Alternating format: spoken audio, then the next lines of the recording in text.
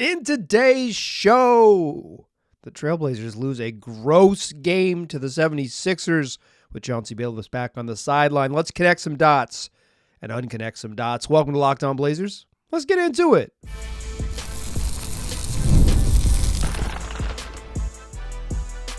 You are Locked On Trailblazers, your daily Portland Trailblazers podcast, part of the Locked On Podcast Network. Your team every day. What's up, world? It's your past first point guard and Trailblazers reporter Mike Richmond. You're listening to another episode of Locked On Blazers, part of the Locked On Podcast Network, available wherever you get podcasts and also on YouTube. Thanks for making the show your first listen, coming at you each and every weekday, Monday through Friday. So make it a part of your daily routine. Make it your first listen. Tell your friends to do the same. It's Locked On Blazers, your team every day. In today's show, we're going to talk about a 125-103 loss to the Philadelphia 76ers. The Blazers, with Chauncey Billups back on the sideline, got thrashed. The game was gross. They got dominated. We got garbage time. A bunch of bad things happened, and many of you out there are sharpening your arrows and pointing them at the coach. I'm going to talk about all of that. All of it. The arrow sharpening, how gross the game was. We'll do our fastest recap in the West, is what we do here. Let's get into it without further ado. The Blazers were down 33-31 after one, but they're scoring with the Sixers. The game hadn't gotten out of hand that early. Paul George played just the first 7 minutes and 41 seconds after picking up 3 fouls and had to go sit down. My man looking like he's sponsored by Vidal Sassoon out there, a little young Garnier Fructis. That's a joke about how Paul George is washed, for those of you not familiar with shampoo brands. He's pretty good still, but he looked terrible tonight. And the Blazers are in this game after one, right? Like, there was a moment when it looked like it was going to slip away from them in the first quarter, but they're in this. They're absolutely 100% in this game after one. Halftime, it's starting to seem like the Sixers are eventually going to put this thing away. They're up 64-54 at the break. You're down 10, and the Blazers just had the second quarter. They just struggled. You score 31 points in the first quarter, but just 23 in the second, and all of a sudden the Sixers are sitting in mostly a zone. They didn't play only zone, but they're playing a lot of zone defense, and it's like, Blazers are playing this game without Jeremy Grant. Tumani Kamara returns. Denny Avdia was also available, but no Jeremy Grant, and no Delano Banton. Rob Williams also back in this game. But importantly, no Jeremy Grant. So you're getting the two starting forwards of Denny and Tumani, and they're just not enough of shooting threats to get teams to really respect them. They're not horrific shooters even by the numbers, right? But just in terms of how defenses guard them. And Philly just is committed to packing the paint. Blazers did a decent job, particularly early, of getting themselves into the rim and scoring. But starting in the second quarter, it's like, we're having just a little bit of trouble getting free against this Philly defense. That's the royal we there for you. And then the Blazers come out of halftime, and the third quarter is just a slog of slogs. Down 10 at the break, but the Blazers scored just 18 points in the second quarter. They commit in the third quarter. In the third quarter, coming out of halftime, the Blazers committed 9 turnovers. They made 6 shots. They had 50% more turnovers than made baskets in the third quarter. Put another way, the Blazers attempted 15 field goals in the third quarter. They turned the ball over 9 times. You're just not going to win that way. Some of the turnovers were Philly plays a pretty aggressive defense. When they're not dropping back into a straight up zone, they were putting a lot of, they don't do a ton of blitzing, like double teaming, but they put a lot of individual ball pressure away from the rim. They're physical, they're handsy, they're long. They mostly play large lineups with Tyrese Maxey as the only true small at this point. They're big, they're aggressive. Then they fall back into the zone and they play some funky dunky lineups with the Abusele at center. The Blazers just couldn't score. They turned the ball over because they were having trouble driving into the paint. They're turning the ball over because they were being sloppy. Good defense, poor execution by the Blazers. Some just, some carelessness, some forced because you're playing a team that is locked in defensively, and that's how you commit 9 turnovers and make 6 shots in the third quarter. That's 91-72 after 3. The Trailblazers are just straight up not going to come back from that. They're not. They lose 125-103. We got some extended garbage time in this one, about 5 minutes of truly teams emptying their bench. The Blazers really committed to it about the 4-minute mark. They said, hey, Duop Reith, Bryce McGowan's, get out there. And that was your ball game. That's your fastest recap in the West. Oh, this one wasn't good. Blazers matched their season high with 26 personal fouls. They committed in total 26 turnovers. They shot 8 of 36 from 3. You name it, it was a problem in this game. All that said, I think the Blazers, other than Anthony Simons, who finished with 25 points and made 4 of 10 threes, he had another foot on the line, too. It would have made him 5 of 11 from 3. He made 4 threes. The rest of his teammates made 4 total. One of them was Duop Reith in garbage time. So in the run of play, when the Blazers were still, playing their regulars, they made 3 threes. Anthony Simons made 4. Yuck! Denny Avdija turned the ball over 10 times, including 9 in the first 3 quarters. Yuck! Joel Embiid took 13 free throws. Yuck! This is gross. This is a gross game. But Philly, Blazers came in riding 2 consecutive wins. But Philly's just better than those teams. With Paul George, again, my man Vidal Sassoon over there. With Paul George, with Joel Embiid, with Tyrese Maxey, it's they have the 3 best players on the court. You're going to lose. It's a talent league. You're going to lose. Joel Embiid, not a cool hang. Does not seem like a cool hang. Doesn't seem like a fun coworker. Has a style where he is, depending on how you'd like to describe it, either very good at drawing fouls or a con artist. He's physical. He falls down on every possession. He's incredibly skilled and gigantic. He's one of the best players in the world when he's on. And he was on. He finished with 37 and grabbed 9 boards to go along with 3 assists. He 12 of 21 from the floor, 12 of 13 from the free throw line. Duke can hoop. He's really good. He's not a fun hang. I don't care for the aesthetics of Joel Embiid's game, although I do respect the talent for sure. But you're going to lose these games often when your best player, Anthony Simons, is something like the 4th best player on the court. You're just, I mentioned this a bunch with the Blazers. It's some of this is just talent. Some of this is just talent. And it doesn't feel good. And it shouldn't make you feel any better. You don't need to wash away your sort of fandom to be well, that team's better than us. I'm not offering you that. What I'm just saying is this was a night where the Blazers played poorly and it was not helped or even made possible for them to stay in the game because the other team was significantly more talented than them. And when Joel Embiid said, cool, I played my 35 minutes, I'm out of here, his team could cruise over the final 6 minutes or so with him on the bench. I think the other part here that I haven't touched on yet is that Chauncey Billups is back on the sideline.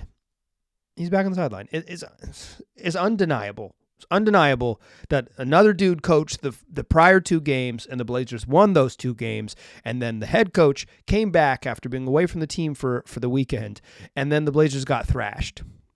Factually true. I watched it. Many of you did too. And some of you just tuned into the podcast. And let me tell you, that happened. That's for real. Shout out to the many of you that are unable to watch the game for a variety of reasons, but still tune into the pod. It's very meaningful to me. Thank you. But the coaching thing we have to address. We have to talk about it. I know some of you have sharpened your arrows. You are ready to fire. You've got the quiver loaded. I hear you. Let's talk about the arrows and sharpening them and why I quite frankly think you are totally okay to do that. Join me in the second segment, won't ya? First, though, let's talk about Rocket RX. Today's episode is brought to you by Rocket RX, and if you're ready to boost your confidence and take control in the bedroom, Rocket RX has a solution. Imagine feeling more prepared and performing at your best. Rocket RX makes it simple and stress-free. RocketRx offers FDA-approved treatments for erectile dysfunction at lower cost than branded alternatives. No more uncomfortable doctor visits or pharmacy trips. Everything is delivered straight to your door in discreet, plain packaging. With RocketRx, you'll get trusted care from a real U.S. clinical team. Complete a quick 100% online consultation, and you could get your free prescription today. Visit rocketrx.com to get started now. It only takes 2 minutes. Right now, our listeners can get 40% off your first order when you use the code LOCKEDONNBA. That's rocketrx.com. And the code is LOCKEDONNBA for 40% off your first order. Terms and conditions apply. RocketRx, better sex made simple. All right. I know who coached the game tonight. I was there. Saw with my own two eyes in the building. Chauncey Billups back after a couple days away from the team after the passing of his grandmother, and he rejoined the team on Monday evening, as was the plan when it was announced by the team that Chauncey was going to be away on the day after Christmas, on Boxing Day. I don't think we really have Boxing Day. I shout out to Katie Heindel, one of my favorite Canadians out there, who taught me about Boxing Day this year. I knew about it, but but Katie referred to the 26th as Boxing Day, just capital B, and I was like, oh, yeah, that's a thing that people say for sure. Shout out to Katie. In any case, Billups is gone. Blazers win 2 games. They beat the Jazz, owners of the worst defense in the NBA and one of the worst records in the Western Conference, second worst record in the West. They beat him at the buzzer on a Scoot Henderson jumper. Fun win, fun ending to the game, enjoyable night. Then they play that was on Thursday. On Saturday, they face the Dallas Mavericks, who are without Luka Doncic and are missing PJ Washington and Najee Marshall due to suspension. They're missing Derek Lively due to health. They are a little bit shorthanded, and the Blazers thrashed them, and they played really well. And they got a really nice balance of contributions up and down the roster. The Mavs game, the Blazers played well. I'm not going to try to sell you on, actually, the Mavericks suck. Like, it doesn't matter. The Blazers led the game for literally like the final 47 minutes and 15 seconds of the game. Like, it's like they're good. They earned it and they won. Those two teams are worse than the 76ers. They're worse. The competition stepped up on Monday evening. The Jazz are straight up bad. That's a bad basketball team. They're missing some guys, but they had Lauri Markkanen. They're the best player available. This is a bad basketball team. The Mavs, who turned around and played even more shorthanded without Kyrie Irving on Monday night and lost to the Sacramento Kings. Kings finally get right after a 6-game losing streak. But like the Sixers, obviously a horrendous record. They came in 12-17 on the year, but like horrendous by their standards. Certainly the Blazers with a worse record. Glass houses and whatnots, but like, the Sixers have had a pretty terrible start to the year considering what their expectations were when this thing started. But when their dudes are healthy, when they got their guys, when they got Head and Shoulders and they got Tyrese Maxey and they got Joel Embiid, like they're fine. They got my guy Irish Spring in there. They'll be all right. Like that, I think the biggest point here to make is like the talent level dramatically increased. So the expectations for winning this game were dramatically different. But if you watch this game and you said to yourself, the other 2 games felt different. This one felt terrible. The vibes were bad. They got thrashed. They played terrible. They committed 1 million turnovers. They committed 1 million fouls. It didn't seem like they had a plan to attack the zone, and they lost terribly in a game that was over after 40 minutes. I would probably say you're right. That is what happened, right? And if you are sharpening your arrows to point them at the head coach, I do not draw the same conclusions as you. But I am not naive enough to talk you out of the obvious conclusions staring you in the face. I am not drawing those. I do not feel that the reason that the Blazers played the way they did was due to the fact that Billups was back in the big chair and not Nate Bjorkgren, who coached the other 2 games. I think they just had to step up in competition, and they played like crap. Like, don't get it twisted. But like, when I watched Denny Avdia dribble on fast breaks and just lose the ball out of bounds, Denny was uncharacteristically just like bad in this game. He's been very good recently, and he was not good in this game. I don't really blame that on coaching. I don't. Shaedon Sharpe went 1 of 8 from 3 in this game. He had made 5 of 10 over the previous 2 games. Some of that maybe is that the ball movement wasn't as good, but I would offer you this. The Jazz are the worst defensive team in the league.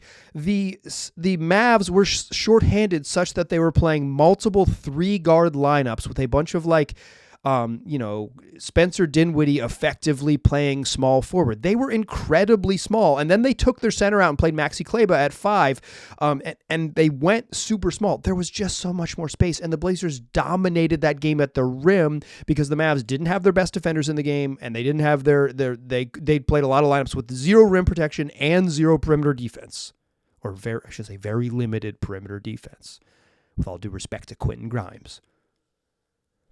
That's just a different beast. That's a different thing. So the reason why maybe the ball moved a little freer, and the reason why there were fewer turnovers, and the reason why it felt like the Blazers just had more space and played with more juice and more speed is because they weren't playing this team that they played on Monday night. And the Sixers turned this into a slog. Joel Embiid, they move slow. They play pretty deliberate through Joel Embiid. The Blazers were able in the first half to get away with a little bit of double big lineups. They tried it again and it didn't really work in third quarter. But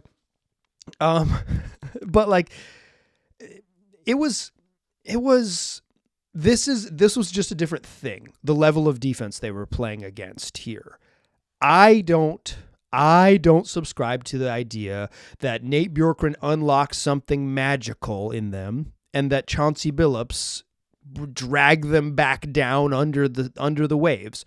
To be clear, I think the Blazers should have fired Chauncey Billups at the end of last season. I'm not caping for this dude, and I have not been, and I've been consistent in that opinion. The Blazers should have chosen a direction with a coach that could help them move along their developmental path very intentionally at the end of last season. They chose to run this thing back. If you are going to point a finger and complain, go ahead and point that finger to April of 2024 and say this is when they blew it. They're 8 months later now. They're just still in the midst of a decision that they screwed up in April. Is there some value in maybe firing the coach now? I don't know. Maybe. Who knows? Who honestly, who cares? The thing the Blazers need to do is conduct a real search, a earnest search for their next head coach in the offseason. So if they I'm not going to call for anyone's job necessarily because I don't see the deep overall value, and I don't think Nate Bjorkgren is an obvious salve. I just disagree with the conclusions. But again, I am not so naive nor stubborn to tell you that you can't see. I know what you are seeing. I know what you are seeing. I watched it too. They played better on Thursday and Saturday. Then done came Monday, and they looked like crap. And the big thing that was different was the coach and the availability of Jeremy Grant, who helps open up the floor a little bit, and a very different opponent, and just the shooting is a little bit random. And I think they got worse shots because the Sixers defense made it harder for them to get good shots. And then they also just missed some shots. They missed some makeable shots. I'm not telling you that they would have won the game. I'm not telling you that this is just they got quality looks and they just missed them. That's a classic, maybe old school Terry Stotts belief he would say after some games. I don't even think he believed, but I think they could have. I think they probably left 3 or 4 wide open ones on the cutting room floor. Right? It's they're not going to make it. 4 threes is 12 points. They lost by 22. It is. I'm not trying to explain it all away, and I'm not even going to talk you out of sharpening your arrows. I am not invested in that. I am merely saying that this podcaster, just one dude talking into a microphone in his basement late at night, I don't subscribe to that necessarily. I don't think Nate Bjorkgren is the solution over Chauncey Billups. I think this team has larger structural problems than that, and it should and will be eventually solved by changing the coaching. But I just don't see I don't necessarily draw the major conclusions from the last two games versus this one, although, again, I get it if you do. I have some stray thoughts about this game that aren't about the coaching. I want to spend time on that because I think that's the thing that's on the tip of everyone's tongue, and then it's rattling around in your brain. Fire this guy, blah, blah, blah, and you're just sharpening the arrows. You're ready. I hear you. Sharpen away. I will. I don't even own a quiver. I don't own a bow. I'm more of a mallet guy. I'm a whack-a-mole type. Let's talk with some stray parts. I got some stray thoughts on this, including an incredible challenge, why Donovan Clingan hasn't played very much, and a couple other lineup things. Join me in that third segment, won't ya? First, though, I want to tell you that today's show is brought to you by Rocket Money. Rocket Money can help you find subscriptions that you forgot about, or that maybe even you were paying for twice. I've used Rocket Money super quick. Once you pull up the app, it's going to find all of your subscriptions that you are paying for, and then you can say, I don't want that. And with a single click of a button, they will do the work for you to cancel your subscriptions, and they can also help you take care of your finances. It's like having a personal assistant for your money, for your finances. Rocket Money is a personal finance app that helps you find and cancel your unwanted subscriptions. It also monitors your spending and helps you lower your bills so you can grow your savings. It brings everything together in one place, whether it's subscriptions, spending habits, even goals you want to hit for the year. Rocket Money has over 5 million users and has saved a total of $500 million in canceled subscriptions, saving members up to $740 a year when you're using all of the app's premium features. It's not just about saying hey, I was paying for 2 subscription services for, something that your children signed up for and that you forgot you were paying for twice. It's also a place to track your goals. I want to spend this much money on groceries each month. Rocket Money will alert you, say, hey, you're getting closer. Hey, you're actually under from last month. Good job saving money. It can help you get back on track. So cancel your unwanted subscriptions and reach your financial goals faster with Rocket Money. Go to rocketmoney.com/lockedon today. That's rocketmoney.com/lockedon. rocketmoney.com/lockedon. Still a pass first point guard. I'm still Mike Richmond, and you are still listening to Locked On Blazers. Here's some odds and ends from the game. A listener, shout out to listener Nathan, who sent me this email way back when in the summertime, following the run at the Paris Olympics, where Gershon Yabusele had a great run for the French national team, including cramming all over LeBron James, and then he had made a decision to come back to the NBA and join the 76ers. And listener Nathan sent me an email shouldn't the Blazers have been in on Yabu? He looks fun. And I said I kind of think he might suck. He sucked in the NBA last time. And we're talking about a good 10-day stretch of basketball with the French national team. And then Yabu had an incredible first half. He was awesome. He hustles. He made a couple threes. He got himself to the rim on putbacks. He had a fast break dunk where he crammed all over Deni Avdija. Dunks on Deni Avdija. Avdija gets an and one, fouls him for the and one, and gets kind of splashed on, fall down, committed a foul, dunked all over. The dunk was so serious that Kyle Lowry got a technical foul for celebrating it. Yabu, I've watched the Sixers, I don't know, 4 games this year. Not a ton, but there's probably 3 full games, maybe 4 prior to this one, but not a ton.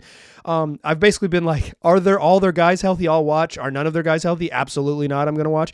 And I watched one game without PG, or without Embiid, but both PG and Maxey. I'm not saying that I'm well versed in Yabu, but that was the best 24 minutes I've ever seen him play. So shout out to you, listener Nathan. You were right. Yabu's a hooper. I was wrong. That's right. Email me in July. I'll mention it on a show on the very last day of December. That's how the program works. Some other odds and ends. The Blazers' first play of the game was fantastic. It was fantastic. First plays are scripted typically.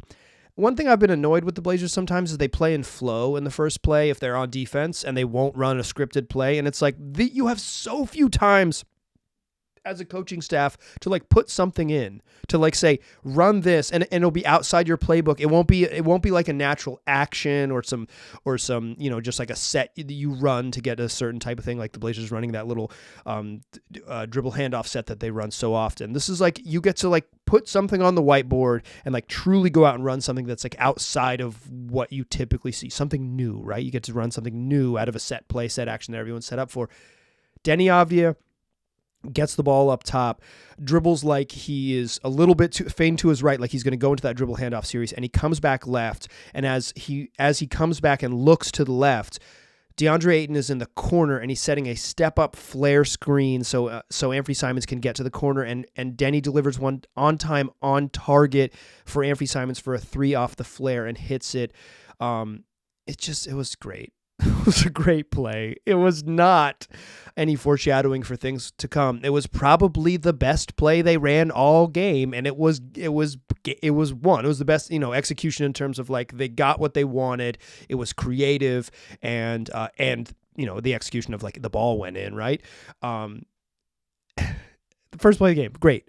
I put in my notes immediately. It was like, oh, that flare screen to the corner for Ant rocked. And then the rest of it didn't rock, including 36 seconds into the game. Y'all, this was something. 36 seconds into the game, Chauncey Billups challenges a play. He challenges a call. The call is a jump ball. The ball was deflected out of bounds. It seems to have gone off Paul George, but neither ref saw it. The trailing ref on the sidelines was behind the play and didn't have a good angle, and the ref on the baseline was too far in that opposite the ball. They were on the left side of the key. He was on the far right side of the court. I guess the left, the way he's facing, but far right side of the court from my vantage point. And neither of them saw it, so they call a jump ball. And Chauncey Billups says, I'll challenge it.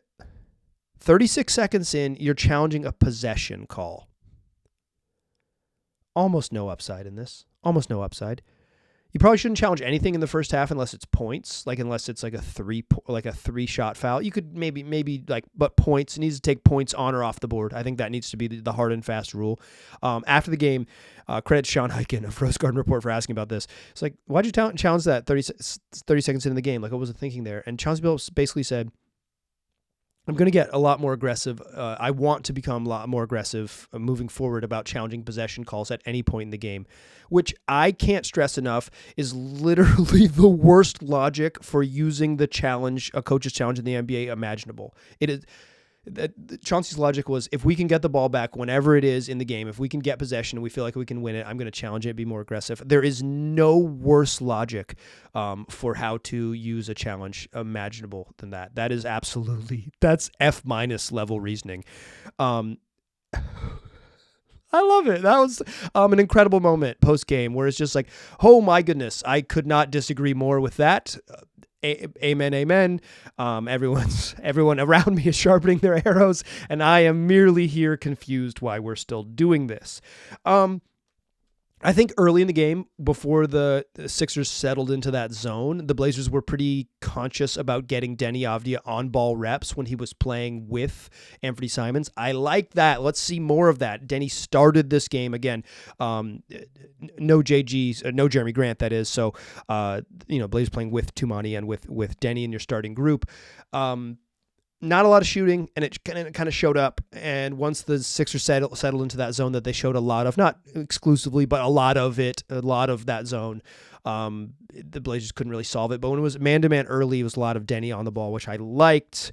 Donovan Clingan only played 8 minutes and 30 seconds in this game. He didn't play garbage time, so it could have bumped up his time minutes a little bit more, but they played Reith in garbage time. That's not enough. in the grand scheme of like what's the point of this Blazers season. But this is the challenge. DeAndre Ayton played 29 minutes and 51 seconds. He's going to play 30 minutes a game. And he would have played 34 if this was a normal game, right? And he's going to play between 20, he's going to play like 31 to 33 basically every single night. With Rob Williams, who came back and played about 11 minutes. With Rob Williams in tow, you either have to play all of Rob's minutes at power forward, which is just not a good use of what Rob's skill set is, or you have to choose whether Rob plays or whether Don plays. They're not really going to pick one or the other. It seems like they're going to play them both together. Those minutes suck. They played some of those minutes with two bigs, Don and Rob on the court with Scoot. Two non-shooting centers and Scoot Henderson. That's a lineup that is what I wrote in my notes is a no chance lineup. You come across half court and you're playing half court basketball with two non-shooting centers and Scoot Henderson, you got no freaking chance. How you going to score? Three dudes who can look at the man, their man assignment, can look at the man across from him and say, I don't really need to guard him. You don't need to guard Rob, really? You can sag way off him and say, shoot it, I dare you. You can sag way off Donovan Clingan and say, shoot it, I dare you. Say with Scoot, you can go way under everything. How do they run anything with two non-shooting centers and Scoot? This is the challenge. This is like why some of it is not coaching. Chauncey, you know who didn't have the three center problem? Nate Bjorkgren. And you know what he did? He played Donovan Clingan like 12 minutes the other night because he just leaned on DeAndre Ayton. Yeah, it's not ideal, but I think this speaks to the roster. I don't really know how you fix it other than saying like, hey, DeAndre Ayton, you're going to play 25 minutes a night. And do you think, like knowing what you know about DeAndre Ayton, that's saying like, hey, you're going to play a lot less. You're better than those other two dudes, or at least more effective on offense than significantly more effective on offense in terms of individual scoring, those two dudes. But like, you're going to play a lot less. You think you're going to get the best out of DA? It's a slippery slope. That's messy. That's a messy roster to deal with. I think that's just true. But I also think like Clingan in this game, he played a little bit when Yabusele was at center, and Yabu's big at like he's thick and round, but he's not tall. But he plays a little bit of a perimeter game, and he has some off the bounce game to at least deal with centers. And that's like Donovan Clingan can't guard on the perimeter right now. He needs to play against like non-shooting bigs where he can drop into the paint and be a rim protecting drop center. That is what he can do right now. And when he's been asked to do that in certain matchups, he's been good at it. But against the Mavs too, like they played those 3-guard lineups and sometimes 4-guard lineups, and they played 5 out with Kleba at center. And like those are bad matchups for him. It's hard to get him on the floor because those are bad matchups for him. And I think that is part of sort of the challenge moving forward is like, do you just play Clingan knowing that he's going to struggle? My answer is yes. What's the point of the whole season? But like, you can understand why an NBA coach would have some pause. Maybe you can't. Maybe you're just sharpening your arrows. I'm not going to stop you. How about this? We'll come back and do it again tomorrow. Tomorrow's show's going to be fun. I got an interview with some one returning guest for longtime listeners, but a new guest is going to join the show. I'm super, super, super, super excited to have the folks from the We Have a Take podcast join me, the What podcast. It's going to be a blast. Do not miss Tara and Rose on tomorrow's program. If you're not familiar with them, then it doesn't matter who the names I just name dropped for you. Come back for tomorrow's show. It's going to be a whole bunch of fun. Some new voices joining the program. Always excited when that happens. Always excited when you get to the end of a year and then you get to keep going. It's what we do on the pod. 2024 in the books. This was the last one of the year 2024. Thank you so much for listening and making it a wonderful year for the podcast. New Year's Day are coming. 5 more pods. I guess 3 more pods the rest of this week. But what's we do? 5 days a week, wherever you get podcasts, and also on YouTube. Thanks for listening. Tell your friends about the program. I'll talk to you soon.